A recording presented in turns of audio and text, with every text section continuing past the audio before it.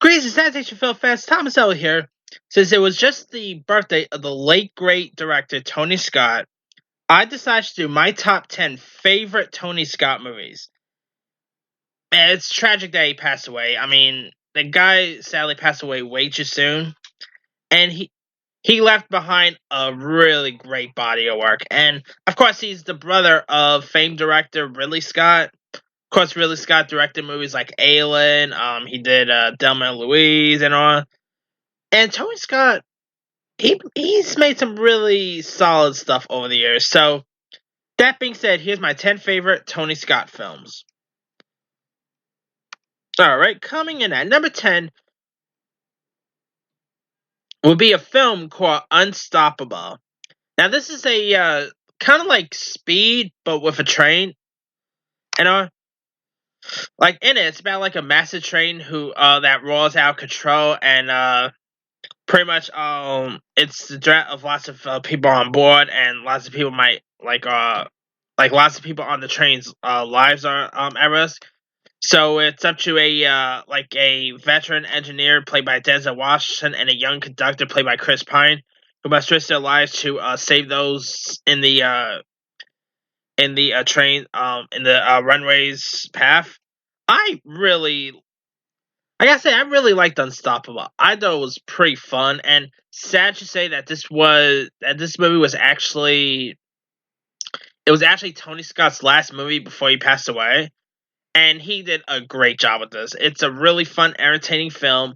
Denzel was cool. I mean, Denzel and Tony Scott, they worked together lots of times. I mean, I've got a couple of Denzel movies on this list, and yeah, it's a really fun film. I mean, if you guys never seen Unstoppable, I mean, it also has Rosario Dawson was also in this. Really fun film. I mean, the movie got released in 2010. Turns 9 years old this year. Next year it's going to turn 10 years old. Check out Unstoppable. It's a really fun flick. Coming in at number 9 is another train movie starring Denzel Washington, and that's called The Taking of Pelham 1, 2, 3. The movie is actually a remake of a 1960s film, and I really like Taking of Pelham 1, 2, 3. You know, it starred Denzel Washington as this mastermind named Ryder, who ends up hijacking a subway train and trying to kill everyone on board unless a large ransom is paid. And you got Denzel Washington as the dispatch Walter Garber, who is trying to take down the criminal. John Travolta was awesome in this. I mean, this is maybe one of his better recent roles, and John Travolta was really cool. He played the villain role really well. Denzel was cool. You also had the late great James Gandolfini in this. I like James Gandolfini. He was great in this. Such a really fun, entertaining Joe Ryan. Check out Take It Pound 1, 2, 3 if you guys haven't seen it. It's a really good one.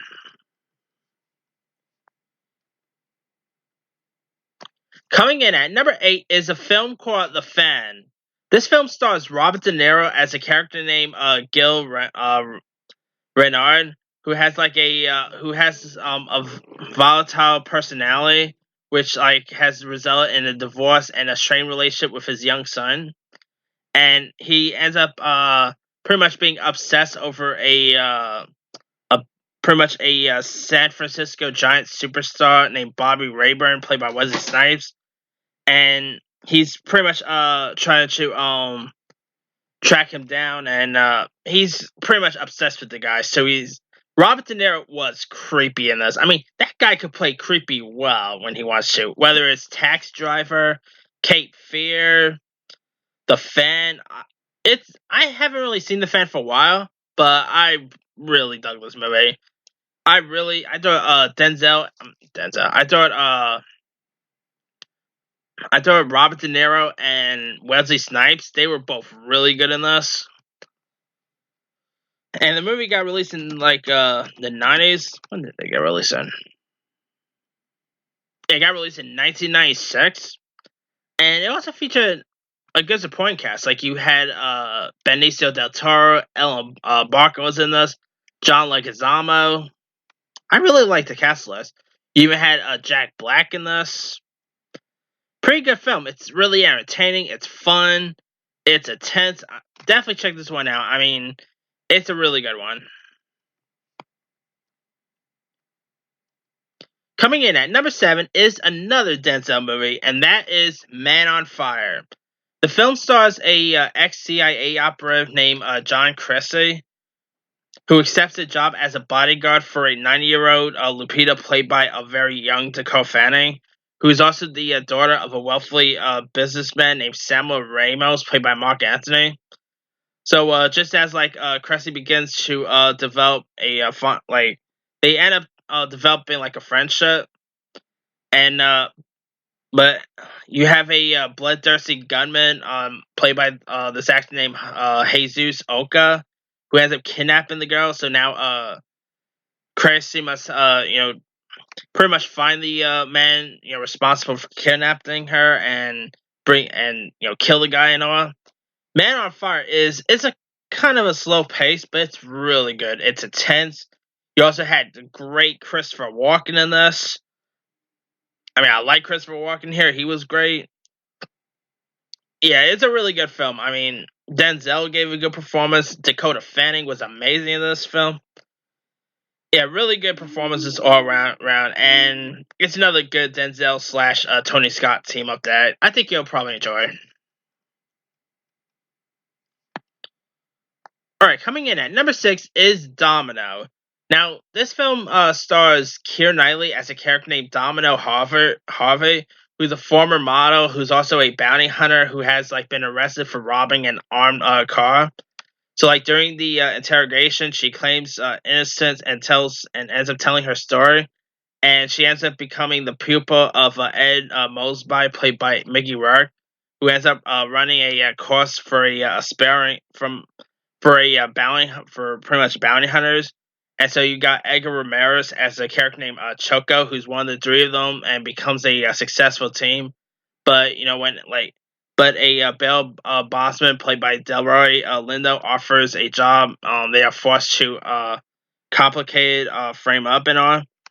And this movie is pretty violent and it's entertaining. Keira Knightley, I loved in this. I mean, this movie kind of was the film that made me have a crush on Keira Knightley. I really liked her in this. And Domino is, of course, based on a comic as well.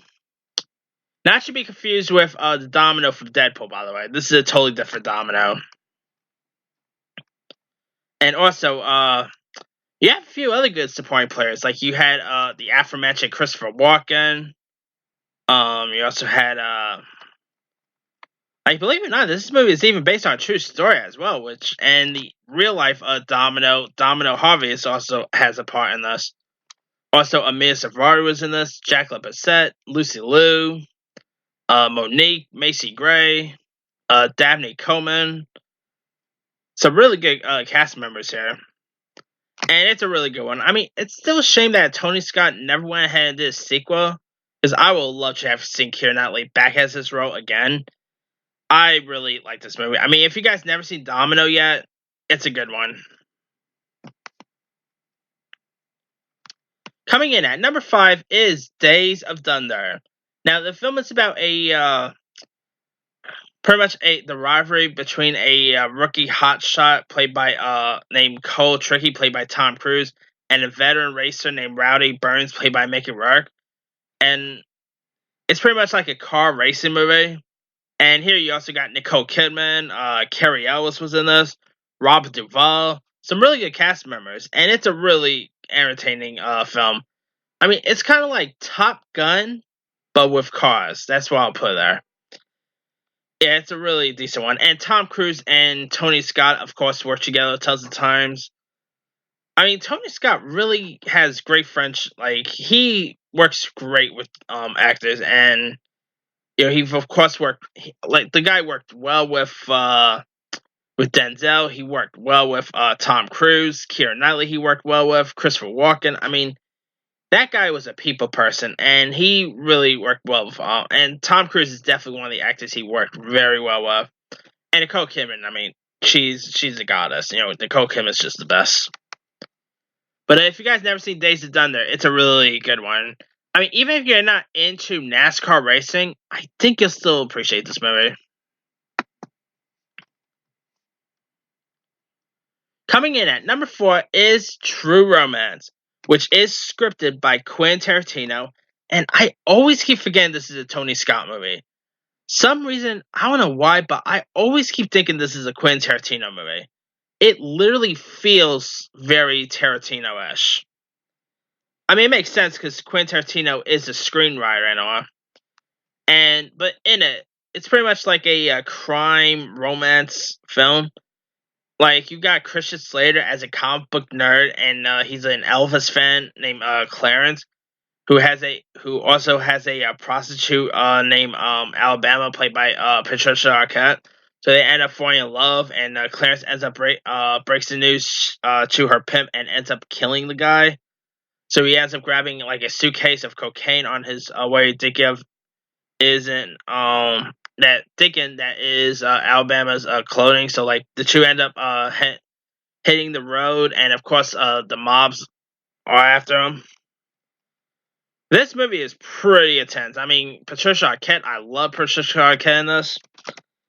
She had really great chemistry with Christian Slater. And a few other supporting cast members. Like, this movie had a who of who actors in this. Like, people in this included Gary Oldman, Brad Pitt, Christopher Walken, the late great Dennis Hopper, Val Kilmer, James Gandolfini, R.I.P. James Gandolfini, Samuel L. Jackson. You had Micah Rappaport in this, Chris Penn. Some really great actors were involved in this movie. And it's a really great one. I mean, if you guys never had a chance to check out True Romance, it's a 1993's classic. I mean, it's a really great one. Coming in at number 3 is Beverly Hills Cop 2. Now, granted, this is not as good as the first Beverly Hills Cop, because the first Beverly Hills Cop's just the best. And that one was actually directed by a different director. Who directed the original Beverly Hills Cop? Yeah, the original director was a director named Martin Brass, who also gave us Chili. So yeah, but but for the sequel, Martin Brass, I guess, decided not to want to do it anymore, so they brought Tony Scott on to direct. And Beverly Hills Cop 2 was pretty decent. I mean, it got released in 1987. And like I said, it's not as good as the original, because I still, like I said, I prefer the original. But this time around, you had Eddie Murphy back as the role of Axel Foley, who ends up evading the posse once more. And so after the assassination attempt on Captain Andrew Bogoma, so like against the backdrop of the seemingly endless string of violent and orchestrated smash and grab robberies known as the Alphabet crimes, Detective Billy Rosewood and John Taggart, struggling to end up solving the case. So they of course hire Axel Foley to help them out with the case and all. This movie was pretty funny. I mean, like I said, not as funny as the original, but it's still pretty good and funny, enjoyable film. Tony Scott did a pretty good job at directing. Eddie Murphy, I mean, he played Axel Foley perfectly. I'm still holding out hope we'll see another Beverly Hills Cop, but God knows if that's ever going to happen. Yeah, I mean, if you guys never seen Beverly Hills Cop 2, it's a really good one. But check out all of them, actually. Beverly Hills Cop 1, 2, and 3, both are pretty good films. Of course, he did not return to direct Beverly Hills Cop 3, though. The director of Beverly Hills Cop 3, of course, was John Landis, who, of course, gave us Blue Brothers. But, yeah, the Beverly Hills Cop movies they're pretty fun and enjoyable to watch. Coming in at number 2 is a film called The Last Boy Scout. In this film, it stars Bruce Willis as a Secret Service agent named John Hellebuck, who is pretty much now a private investigator whose latest gig is protecting a pole dancer played by Halle Berry, but she ends up getting murdered, and so he ends up teaming up with her boyfriend, whose name Jimmy Dix, played by Damon Wayans, who's an ex-quarterback with a gambling addiction. And so, along along the way, they stumble onto like a plot by well-known football magnate named played by Noble Willingham. So he's on their trail. It's a pretty fun film. I really like the chemistry between Bruce Willis and Damon Wayans. Those two work together perfectly. I really like their chemistry. Halle Berry was, of course, a goddess in this. I mean, Halle Berry's just always great. I mean, come on.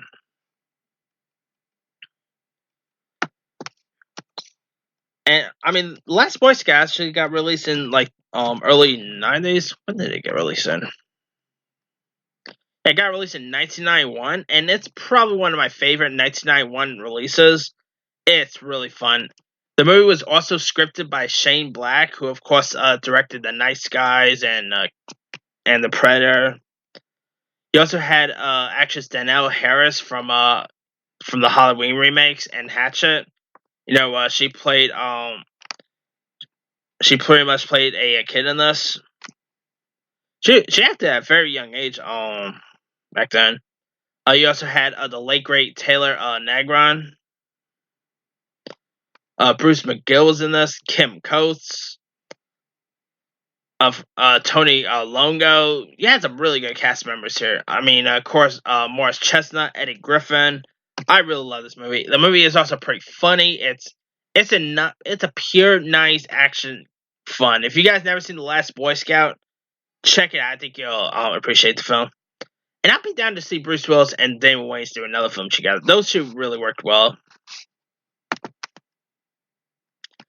Alright, my number one favorite Tony Scott movie of all time, it's an obvious one. That's going to Top Gun. I mean, how could I leave Top Gun off this list? It's Tony Scott's best film. It was really the movie that actually put him on the map as a filmmaker. The movie, of course, put Tom Cruise on the map. There's, of course, the infamous volleyball scene. And, I mean, Tom Cruise as Maverick, great character right there. Of course, you got the character of Iceman, played by Val Kilmer.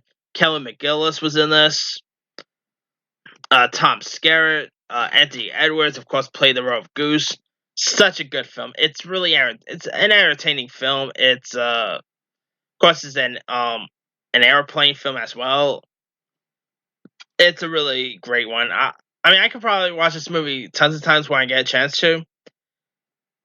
It's really great. If you guys still never had a chance to check out Top Gun yet, give it a go. And of course, not to mention, Top Gun is returning next year because Tom Cruise is reprising his Maverick role for a Top Gun sequel titled Top Gun Maverick, which sadly won't be which is actually going to be directed by the director of Tron Legacy and Oblivion. He's actually doing Maverick. So, I mean, he's no Tony Scott, but I'm sure he'll do pretty well. I'm actually really looking forward for Top Gun Maverick. I think it could be some pretty decent.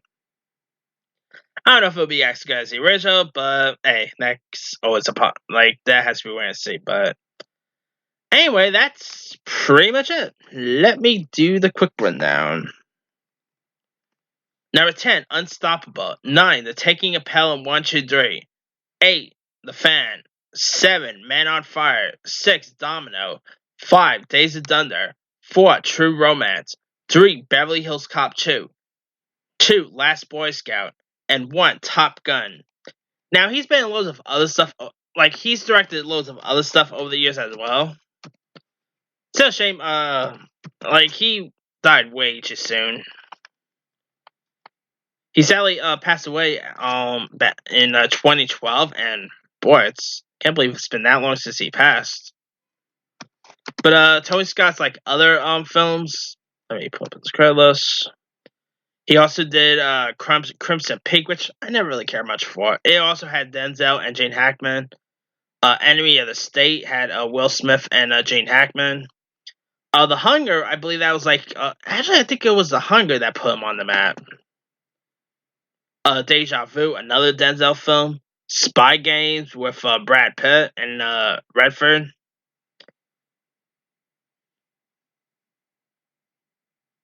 He's done some really great stuff.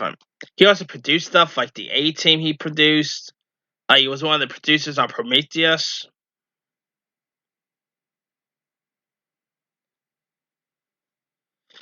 Yeah, rest in peace, Tony Scott. You are definitely missed, bud.